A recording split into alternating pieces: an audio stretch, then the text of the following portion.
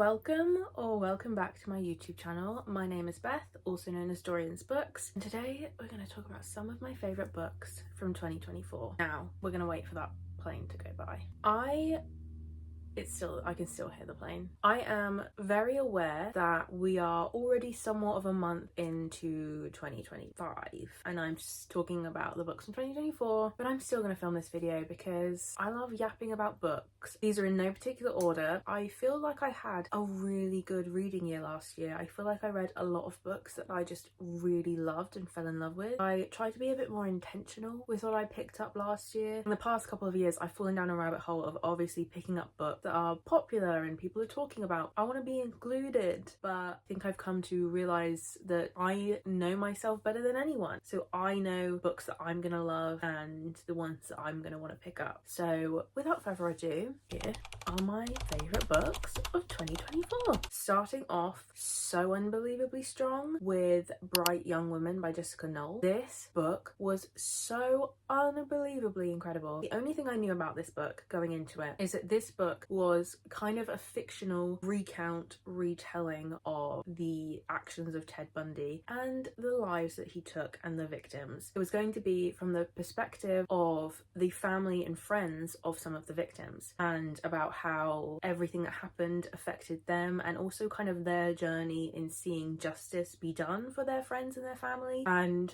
oh my goodness, this book was so heart-wrenching. At university, I did psychology with criminology, so people like Ted Bundy fascinate me purely for why they were doing what they did. And you see time and time again, and I saw it a lot during university, and you see it time and time again in literature and online, that a lot of the attention gets taken away from the victims. And I think this book did such a beautiful thing by kind of spotlighting the impacts of it all and bringing the victims, fictionalized in this case, to life and to show the actual impact that it has and how someone being as evil as you can be, how it isn't this sensationalized case that you need to be obsessed with and you need to obsess over this person who's done these things. Instead, you should probably consider the impact and the way that it feels to be a victim of a crime such as this. And the book does this in such a beautiful way, and it was so impactful to me, and I'm still thinking about this book now. So if any of that fascinates you and you want to read more about it in a way that shines light on victims rather than on the perpetrator, then I cannot recommend this book enough. It was sensational. I did obviously give it 5 stars. On the other hand, we're going kind of the opposite of that, but not really, because it is the only non-fiction book on this list. One of the only non-fiction books I think I read last year, because I'm not a huge non-fiction girly, although I do want to try and change that this year, is I'll Be Gone in the Dark by Michelle McNamara, which is, I believe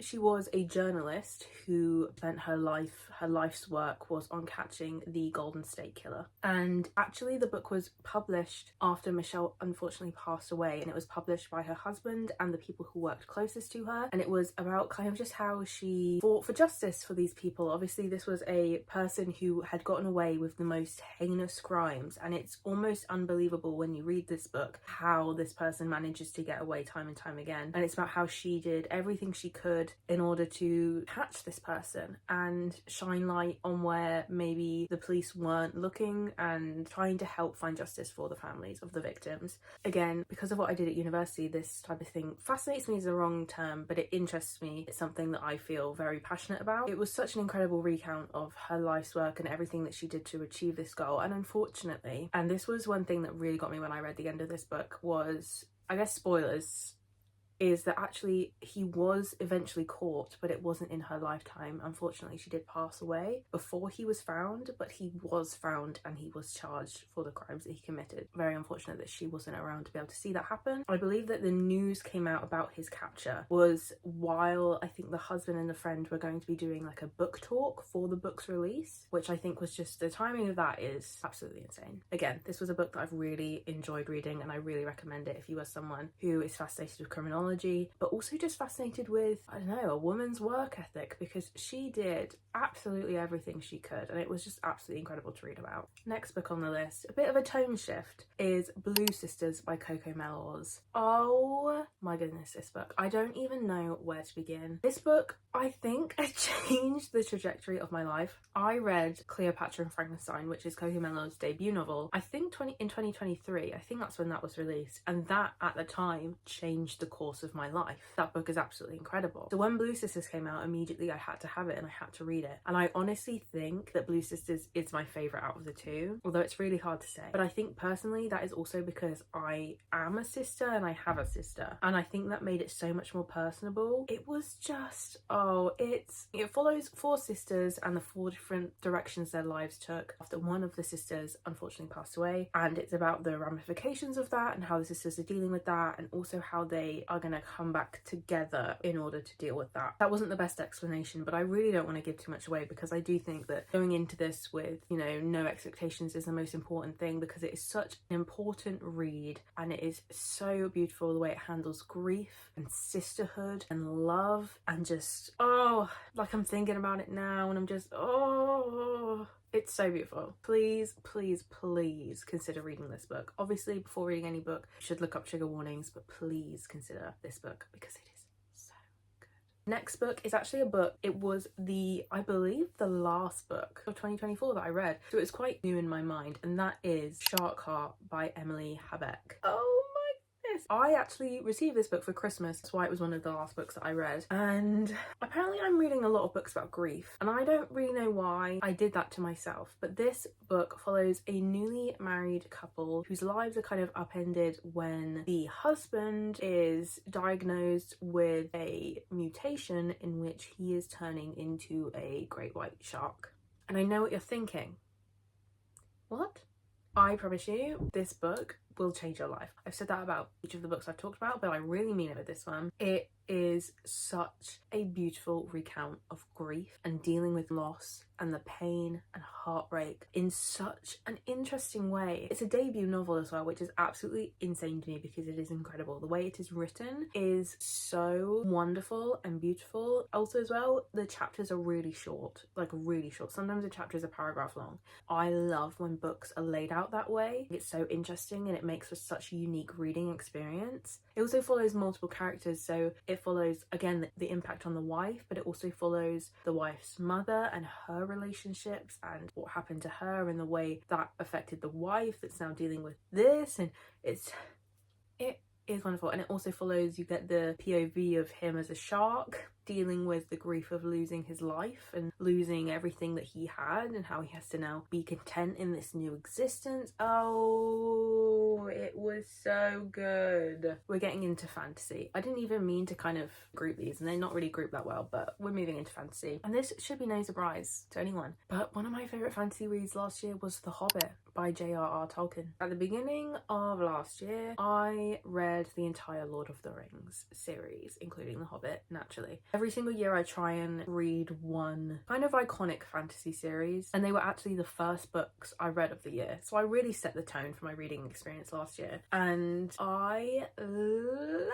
it way more than I thought I would. I am a huge Lord of the Rings fan. I watch those movies religiously. I don't know why it took me so long to read the books. I think they're quite thick, and I just kind of worried that they wouldn't be easily accessible or easy to read. That wasn't the case at all. They were so easy to read. I did also listen to them as audiobooks, so I kind of switched between reading physically and then listening to the audiobook, which I think made for such, again, a unique reading experience, especially because the actor, he played Smeagol, I can't remember his name, but he was narrating the audiobook and he did voices for all the characters, and I think it was such an immersive experience, and it was absolutely beautiful. But out of all of the books, I do think The Hobbit was my favourite. I don't know if that's because it was the shortest and the least intense, but I just had the most amount of fun. I think with that book, there is nothing like the feeling I get from The Lord of the Rings or The Hobbit or being in that world, and that was really present in this reading experience, and it just felt so special, and I really enjoyed it, and I do recommend, and I do think everyone who is ever into any fantasy, you should consider reading The Lord of the Rings and The Hobbit, because there's a reason why it is so beloved and has such a cult following, because it is just incredible. We're going into romance. There's not another fantasy book book on this list, which is kind of crazy to me, but it wasn't a huge fantasy year for me last year. The first one of those is Deep End by Ali Hazelwood. Now this I received as an advanced reader copy, and I'm not sure when it will be released. I'll put it on the screen. I love Ali Hazelwood. Me and Ali were like this. I actually met her and it was crazy. It was the most crazy experience of my life, and I met her and I loved her, and we spoke about Anna Huang the entire time. It was beautiful. It was such a beautiful experience, and I love everything that she's pretty much ever put out. I do. And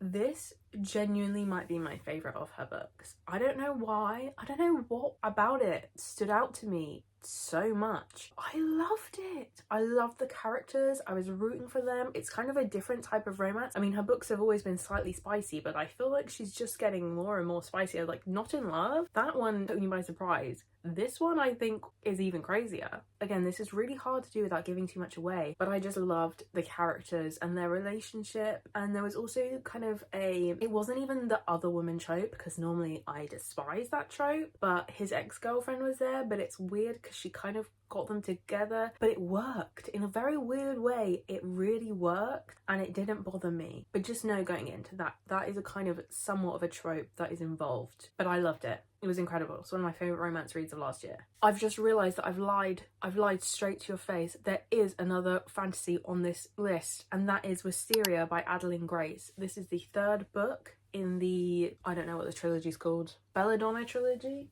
I don't know. It's up there. You can't see it. It's on the top of my shelves. It is in the series that starts with Belladonna and Foxglove, then Wisteria. I had tried to read this series multiple times, and for some reason I never stuck out with it. I think it's very rare for me to be in a fantasy mood. I finally picked up Belladonna and I read the entire book in one sitting, and then I luckily had a copy of Foxglove, and then I was sitting there and I was like, I'm just gonna have to buy it. I'm gonna have to buy the third book. And the thing that took me most by surprise, I don't know, I'm not in with the Belladonna community. If you love this series, please let me know. We can talk about it because I'm obsessed. But the crux of the book that I knew going into it was that Death was going to be a love interest. Sign me the up. So it's Signa and Death, and kind of their story is in Belladonna and Foxglove. And then in Foxglove, spoiler, fate comes into play. He becomes a love interest. And then in spoiler, in Wisteria, it's the story of Blythe and Fate. And I'm more shocked than anyone that I was much more into Blythe and Fate than I was Signa and Death. I thought their banter, the way he wanted absolutely nothing to do with her, but then he still couldn't stay away. Oh my god. It was perfect. It was perfect and it was beautiful, and I cannot recommend this series enough. I know I just spoiled basically the crux of the storyline. Still worth it, I promise. Anyways, moving on. Back to romance.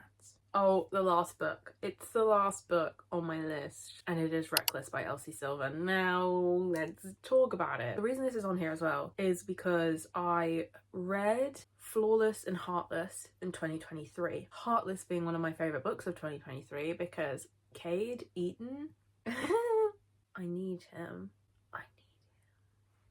And then basically I got halfway through Powerless and then I didn't like Powerless. Put it down, and then I didn't read the rest of the series. But last year I was like, come on, I'm gonna love this series. I need to finish it. So I finished the entire Silver Spring series. I finished Powerless. Again, I didn't really enjoy it that much. I don't know why, because I did love their relationship. I just don't think Jasper was the man for me. But then Reckless, oh my goodness. And this is so out of character. Everyone who knows me, if you know me at all, if you know my romance reading preferences, accidental pregnancy is my worst nightmare in a book. I hate that trope because I don't want children there. So I hate that trope. I rarely think it is done well. However, this book, it is done so perfectly.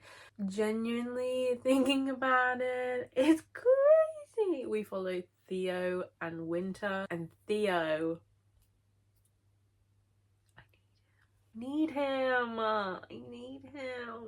It's just the way he is with her, you know, something about it was giving golden retriever black cat energy. Oh my god, I'm blushing just thinking about it. It was just perfect. It's perfect. Heartless and Reckless are the two best books in the Silver Spring series, and I will not hear arguments against it. And if you're wondering, I did also read Hopeless and it was fine, but I just did not enjoy the age gap of it all, which again is crazy because if you know me, I love an age gap. I think age gap is done really well.